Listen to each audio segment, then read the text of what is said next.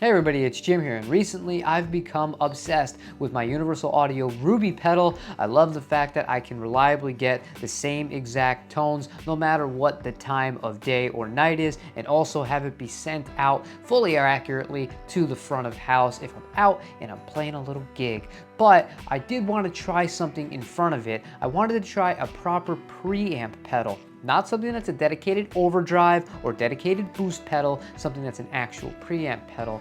And I stumbled across this. This is a Benson Preamp, and as you can see, it's got a very eccentric finish, but this hits home to me because I used to have a made in Japan Stratocaster in the Blue Floral finish. So when I saw this, I said, yeah, this is something I'll give a go to. So we are going to be giving this thing a listen. Some of the clips are going to be cut and isolated. Other times, you're just going to be seeing me messing around with the knobs. I let you guys vote in the live stream via a poll on what guitar you wanted to feature for this demo, and it was almost overwhelmingly in favor of this guitar, the made in Japan Jaguar from Kinko's Music. So without further ado, let's hear what it sounds like.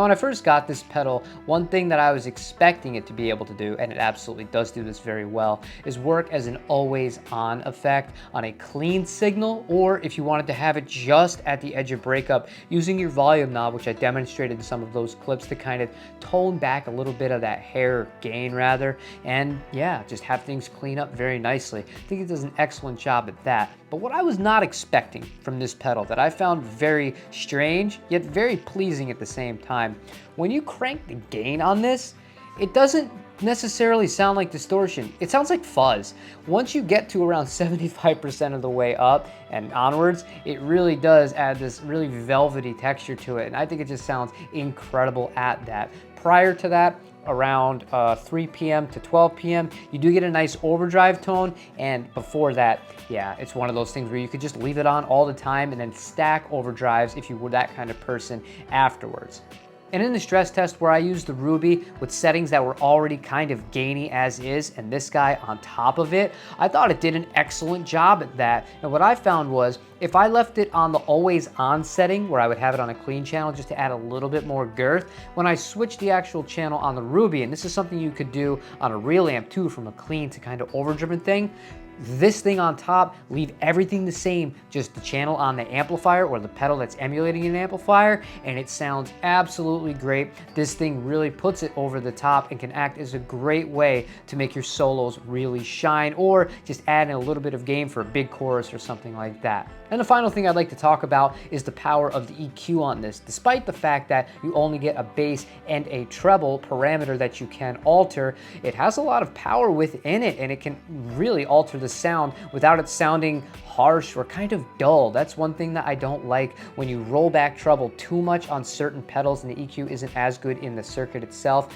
You lose too much of the character, in my opinion. But even with this Jaguar, which is kind of an ice picky-ish instrument to some people, I think that this did an absolutely great job of leveling some of that out. Yes, I left a lot of it in because it's just the nature of this guitar and it's what I like when I'm playing it, but I did end up using the McCarty a little bit afterwards, and adding in treble was not a problem either to have it cut even better. But if I were to have any cons of this, I mean, I guess it's kind of pricey at $250 new. I do see them selling used for about 200 bucks.